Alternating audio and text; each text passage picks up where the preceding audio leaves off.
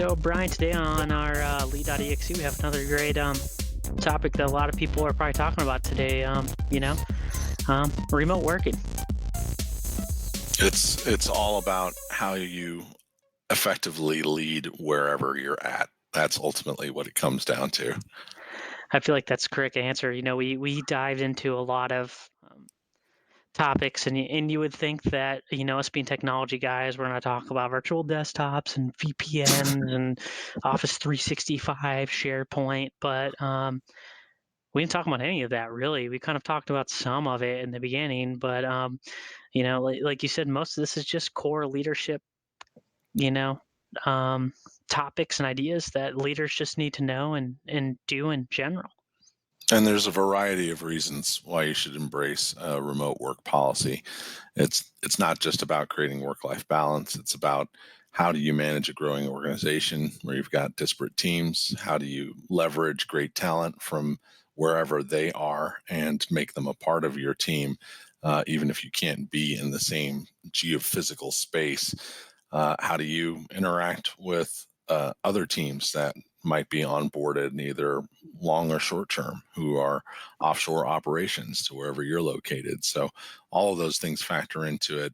Bottom line is principles of leadership are the same.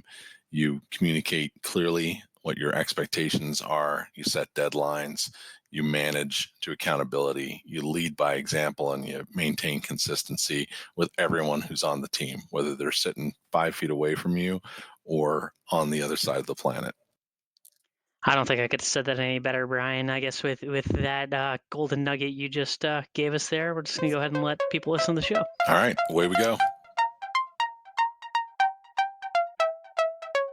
Welcome to another edition of Lead.exe. I'm Brian Comerford in Denver, Colorado. And I'm Nick Lozano in Washington, D.C. And today we're going to chit chat about remote workforce. It's a topic that seems to stir deep emotions in a lot of different people for a variety of reasons. But I think there's some clear intersection points with leadership traits that we can bake into the conversation. I don't know. What do you think, Nick? No, I think it's a big topic. It's seeming like, competing for talent, salary is not the top factor anymore, right?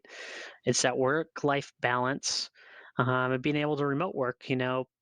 People want to be able to live in cheaper locations, right, other than New York City or San Francisco, but still benefit and get some of the, salary perks.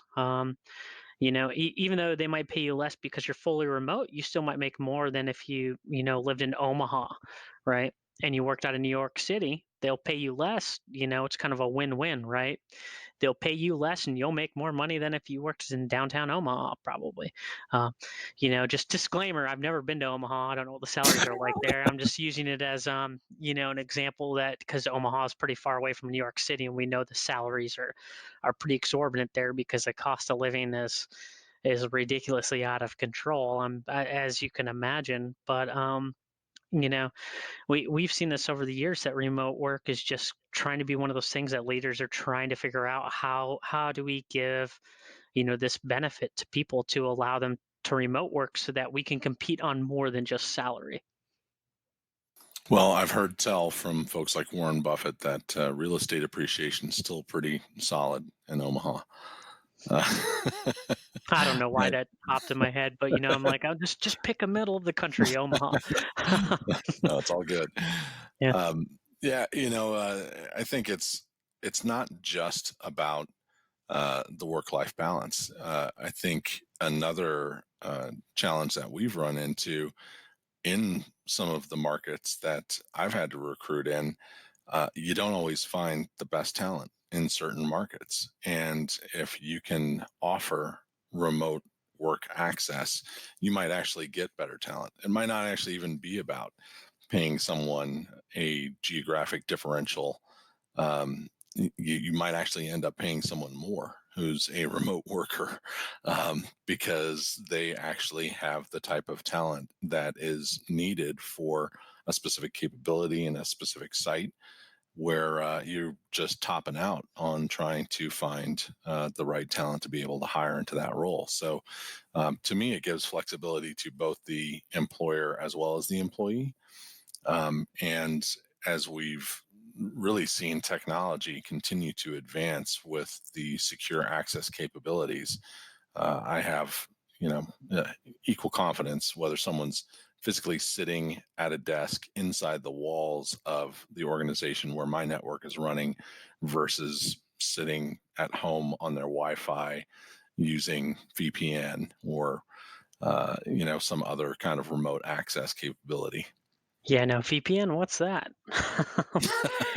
No, I agree with you. There was a time where remote work was difficult, right? We had to have the VPNs, so that means we had to have the throughput, we had to have the high enough, internet circuits that could deal with the traffic in and the traffic out at the same time. And now with things like Amazon Workspaces and Microsoft even I think recently released an Azure Workspace virtual desktop infrastructure.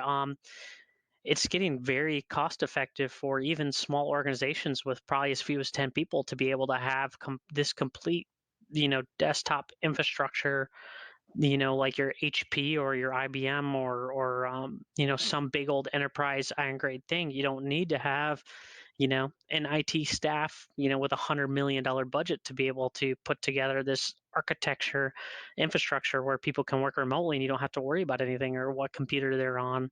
um, and even with the rise of just online tools in general, right? Mhm. I think we don't install CRMs anymore for the most part. People are using Salesforce or Microsoft Dynamics or whatever, and Sightly, whatever name. There's dozens of them. Or accounting systems. I can't think the last time I've looked at any piece of software and going, it'd be great is if it had an on-premise option. What I need is a thick client to install on a local hard drive. Exactly. Does it have, a Microsoft SQL Server license that's impossible to figure out the licensing scheme for? I would like that. um, so I think just as the consumerization, as we talked about before, of technology has driven these changes fast, where people are coming in, they're expecting their enterprise grade equipment to work the same way it does at home, which has been a burden for us, but it's also been a boon, right? With Mhm. all these players coming in, building all these technologies from a consumer's perspective, which is all these things where you and I had before would yell at these big players to fix something, and they would never do it. They're like, no, that's fine. They'll buy this because this is what we have. This is the only choice they have. Um, but so side rant again, as I always do. But like I was saying, technology has kind of allowed it organizations of all levels to kind of dip into explore this remote player market. And like you said, it's the ability to find the talent that you couldn't find before. um, if we're in Rockford, Illinois, which isn't very far from Chicago, but it's not a huge city, if we need an AWS certified information and architecture engineer, has a certificate in that, we can just find somebody remotely who does that. They don't have to necessarily be there. For all we know, they could be in Tuscaloosa, Alabama. Mhm. Well, I can tell you that in my years where I was just really focused on programming, I was the beneficiary of being able to work remote. In fact, working halfway around the world during a time that I was having to care for some of my in-laws when things were not going well for their health. So um, there's also the advantage to providing enough flexibility that you can actually retain an employee when Hmm. there's the possibility that you might have to lose them otherwise. Because if it comes down to something like family versus job, you might put someone in a very difficult position if they don't have an option like a remote work policy.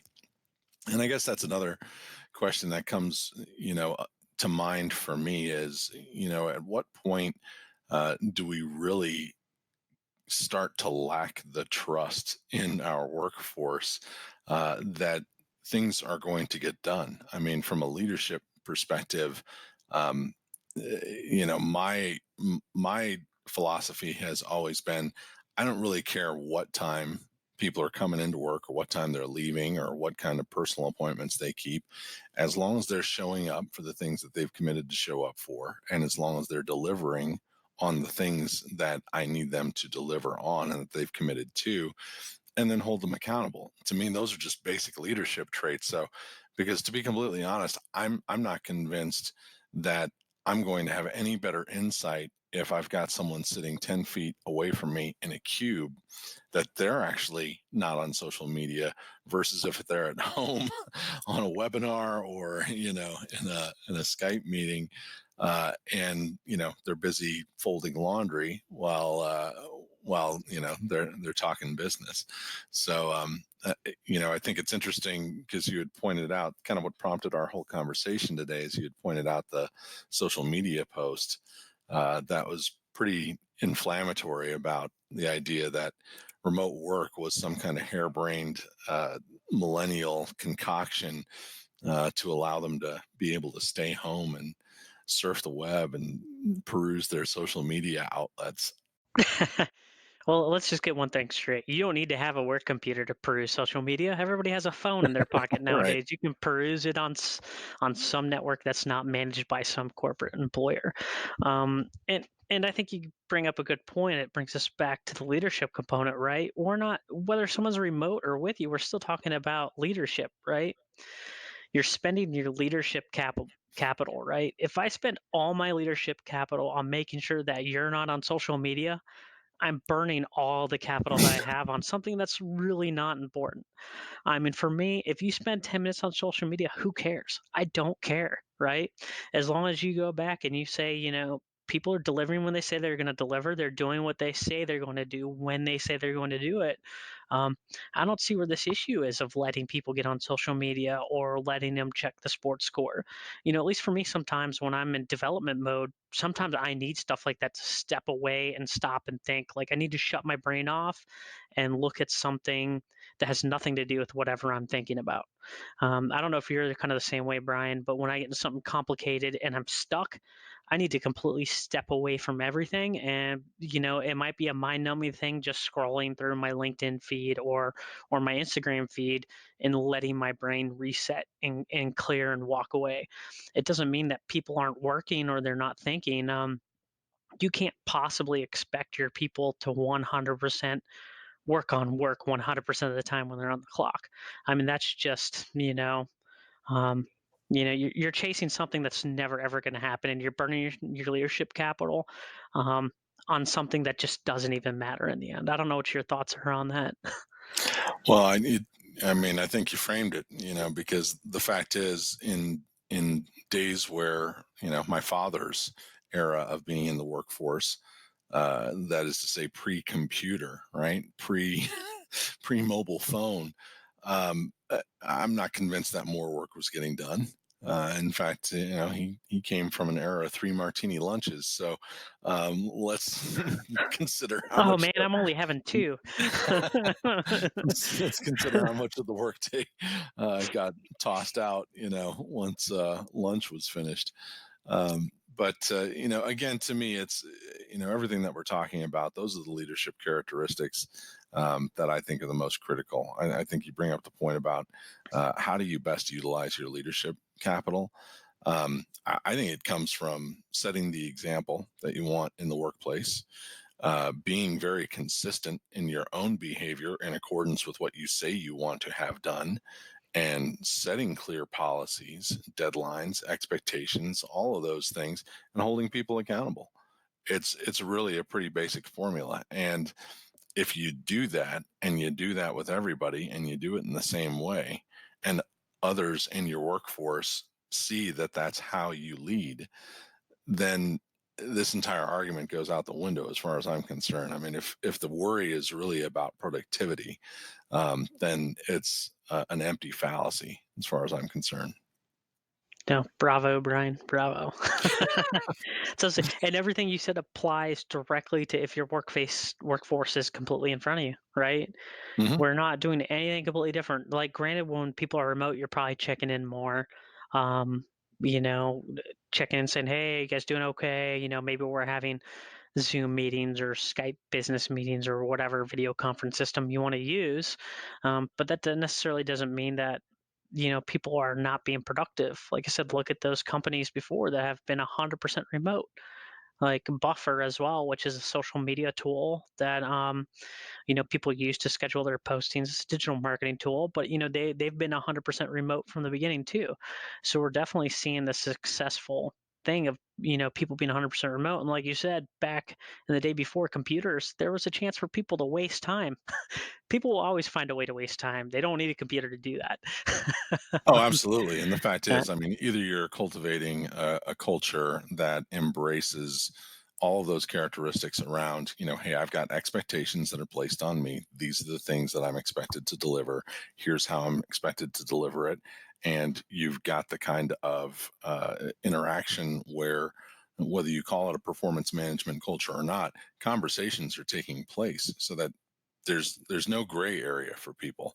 They know that these are what the expectations are and what your intent is as a leader.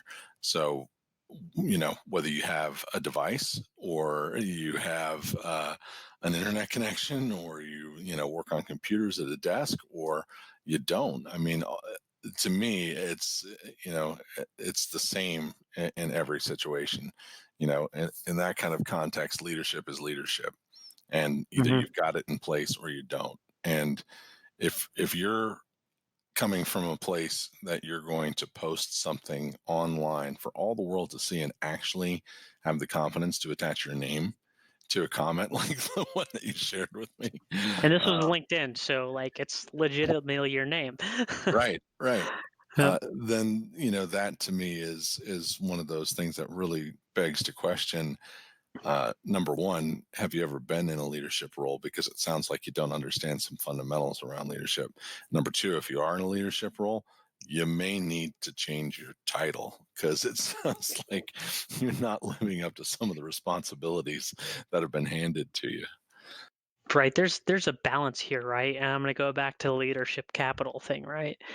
If I'm yelling and screaming at you all the time to not waste your time on your phone, I'm burning my matches for things that just don't even matter, right? I mean, to me, it just doesn't even matter. If I'm yelling and screaming at you all the time that you're wasting your time on social media, and then I'm like, "Hey, Brian, by the way, you got that report?" You're gonna be like, "Screw that guy, man." And he's just like, just always yelling at me about something about being on my phone when I'm not actually on my phone all the time, right?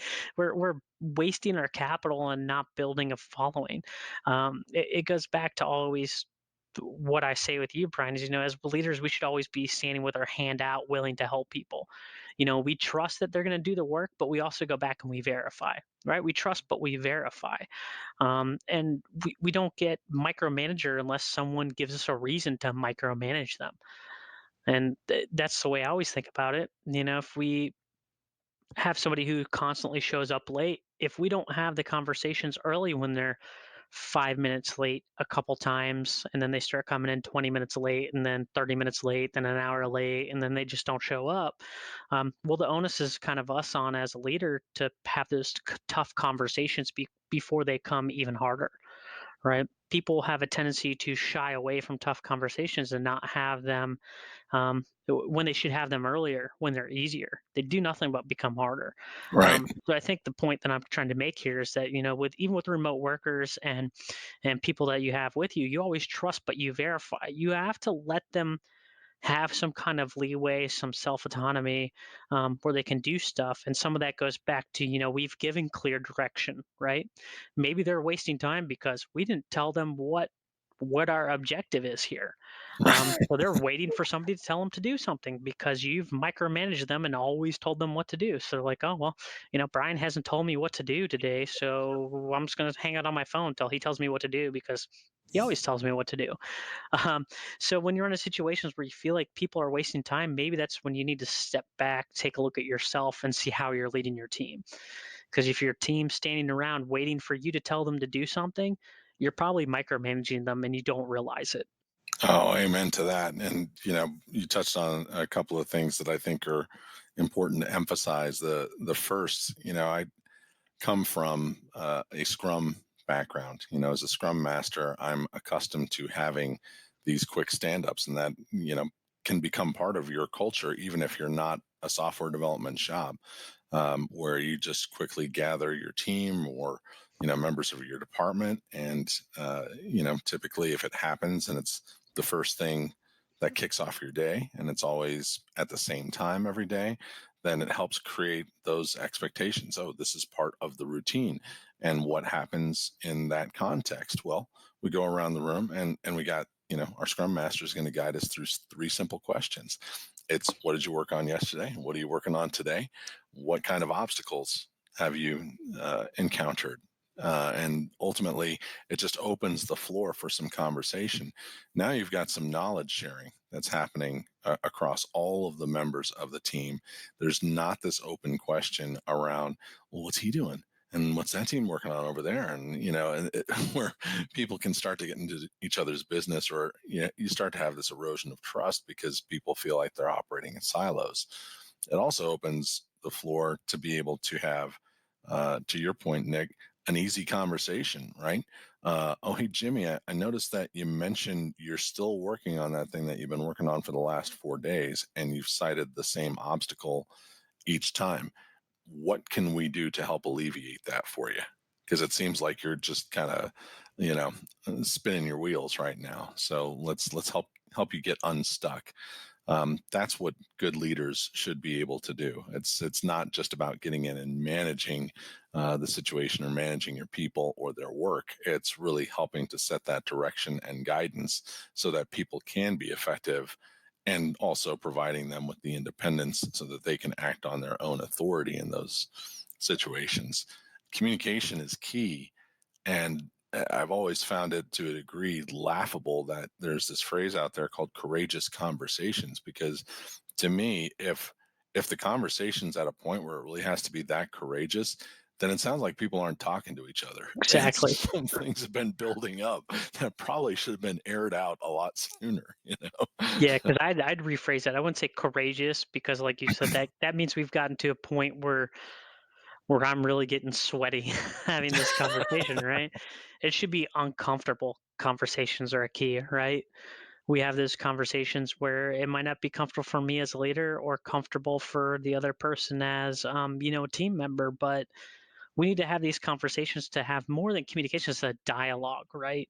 We need to Hmm. be understanding each other back and forth. It kind of goes back to what John Abbott said, right? He's like, the biggest illusion of communications is that people assume that it's happening, right?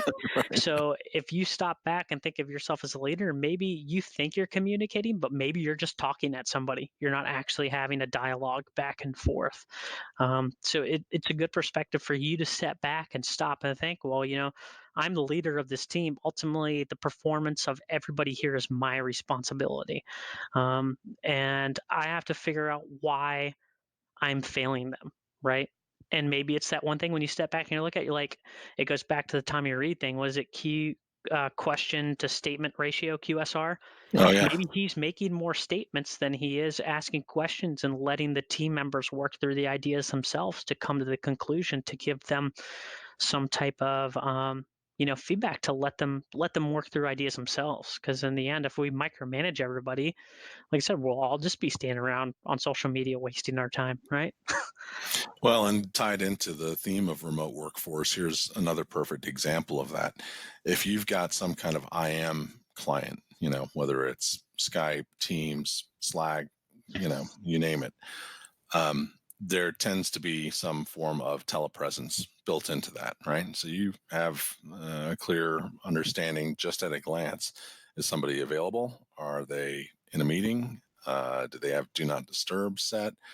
And, if you get to a point where you're not actually working physically in the same place together, and you notice that Jimmy Joe's telepresence shows him always available, and yet he never responds to any of the IMs that you're sending. That Um, Jimmy Joe, it, he's it's got two first names. I can't trust him. No, that's I'm just joking. it gets it That's an gets you old comedy bit. I can't remember who it was, but sorry, I digress. well, it gets you to a place where you can have some of those conversations, right? Yeah. Hey, I noticed that you always show that you're available, and yet the last three times that I've IM'd you, you don't. reply. I notice that things go into missed conversations in the inbox, and you're not responding in a timely fashion. Here's what I need from you. I am going to now set the expectation that we are going to communicate on a frequent basis. And if you're not at your console and you just happen to set your default to show that you're always available, and that's not really the case, then let's do Wait, you some mean other I can set things. it to 180 minutes before it goes to That's right. inactive? So So I got let's 180 minutes to do whatever I want, Brian.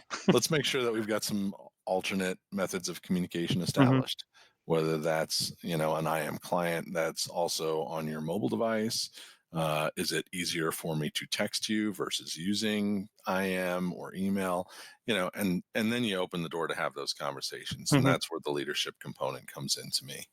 Sure, and, I'm gonna bring up something too, and it might sound completely crazy, but when we think about remote work, one of the biggest entities I can think of that has figured this out is actually the US federal government, right? We always think of the US federal government as this big monolithic thing, but somehow for the last 15 years, they figured out how to have a workforce that can be mostly remote, right? People show up in the office or they take telework days. And if this big monolithic organizational entity can figure this out, there's no reason why smaller organizations can't figure it out.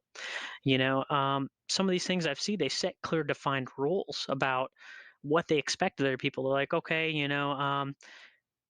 maybe you're FDA or something like that, and you work at the headquarters, and the headquarters is Eastern Standard Time based. And they go, okay, well, from 11 a.m. to 3 p.m. Eastern Standard, no matter which time zone you're in, you must be available. It doesn't matter where you are. So they're setting clear, defined rules and expectations that they expect of people. And these are the type of things we always look at, any government agency like, oh, the red tape. But if you go back and you look at things like what they're doing, these are good ideas, right? They're like, Mhm. okay, do whatever you want between the times here, but Eastern Standard Time, whether you're in Greenwich Meridian Time or you're Pacific Time, or maybe you're in Australia, 11 to 3 Eastern Time, you need to be on and available and on your computer because that's when we do business over here. Mhm. And I think some of it's like you said, it's just, us as leaders with communicating down our chain of command, letting them know what's important, why they need to be on at those times, and the things we expect. Like you said, it's us having a dialogue with clear expectations, and it's nothing different than if they're here in front of us or if they're working thousands of miles away. Absolutely. And, it brings up a good point as well. For most of my corporate life as a manager, I have had at least part, if not all, of the teams that report to me reporting from a variety of locations that are not the same physical location that I'm Hmm. in. I've worked for companies that are, geographically dispersed. And there have been times where I've been isolated from my reporting structure, where the person that I report to, he and I don't work in the same city, or she and I. And I've also been in the situation where I've had an entire team, half a dozen people, who not one of them are actually physically located in the same location. And this was before the days of really discussions around remote work policy. And yet here you are, effectively having that type of dynamic in place. So to me, all of the same principles still apply, right? It's Hmm. it's back to having effective communication, having those expectations established, and holding people accountable. Now, there's also the component of offshoring, right? Now, for 25 years or more, I've interacted with teams that not only are not based physically in the same office that I'm in, but they're not even in the same part of the world that I'm working in, Yep. and often are working in cycles where I could not be monitoring them to micromanage them if I wanted to, because I'm in bed when they're getting the things done that are expected of them. But your comment about the way that the federal government operates, kind of triggered that thought for me, because there have had to be some overlap windows of time that you establish, so that you make sure, okay, these are the times that we're going to be able to have meetings where people are actually still at work. And in some cases, I've back to my working overseas example. um, I've had to have some of those meetings where it's 9 o'clock at night in the place that I'm at, but that just happens to be the time that I can have a standing, Hmm. consistent meeting with another team that's halfway around the world. Yeah, no, things like that are awesome because that was communicated to you, right? So you knew what to expect right away. It's not thrown upon you randomly when you've been remote working for 2 months. The time to have that conversation was right before you went remote work. Not a time like these are. What's so funny is we talk about these, but these are things that leaders should just be doing in general, whether whether you're remote working or you're not. And sometimes I have seen in the past that leaders of teams who are remote, whose teams are remote, sometimes have better relationships with their employees than the team leaders who have employees that work right there for them. Um, because it's more, I guess, it's more top of mind of them to do these things than it is to somebody when they're a leader and their team's located in the exact same location. Well, and part of that could be because communication, right? Success is so dependent on clear communication. And the bottom line is your workforce wants to be successful in Hmm. whatever it is that they're doing, and they want to be recognized for their success. So that's another piece that, as a leader, you want to ensure that you are reinforcing the actions and the activities that you want, right, as part Hmm. of the relationship. You need to reward that. You need to call it out. You need to reinforce it with positive comments, with positive recognition in front of other peers on the team, so that it helps create that socializing effect where it just bakes it into your culture. So it's no longer just man, I thought I was doing this great job and I don't even get an attaboy. And that makes it even more difficult when you're physically, not within arm's reach. So, Hmm. so I think, to your point, Nick, I think that's part of where that could come from, where you've got those better relationships, because so much is really dependent on the communication being clear. Yeah, and I'll go back again and I'll say it's not going to be just dialogue, right? It needs to be more than a one-way talking at somebody, right? It needs to be actual conversation back and forth with feedback both directions. Incidentally, every one of these episodes that you and I have done, with the exception of the one with Tom O'Neill, you and I have not physically been in the same location, and yet we're still looking at each other just as if we're sitting across the desk from one another. We're in different time zones, so we're effectively accomplishing some time travel at the same time that we're having a You're real in the time future right now, conversation. Brian. You're 2 hours in the future right now, but you're also at the same concurrent time. You're at the same time right now too. That's right. That's right.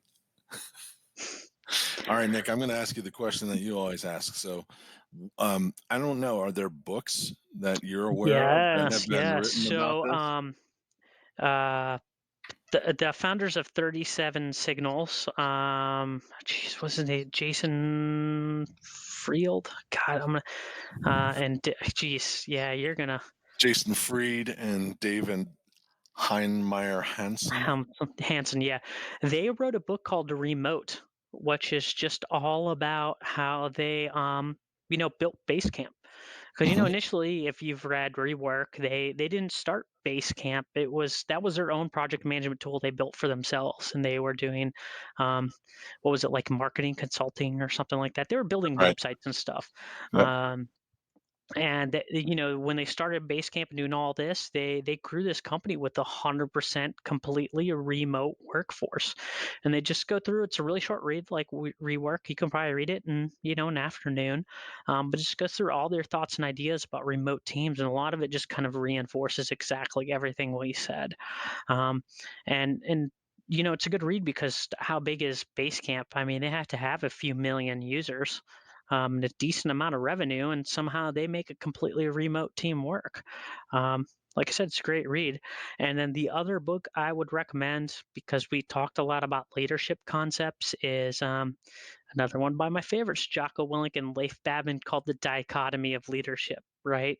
We talk about how do we balance, giving our teams freedom and then also checking into them. That's a crazy balance. How do you give them enough freedom, but then you're also coming in and verifying them? That's another great book. I would recommend that people just read in general, even if you have remote workers or not. What That's about you, great. Brian?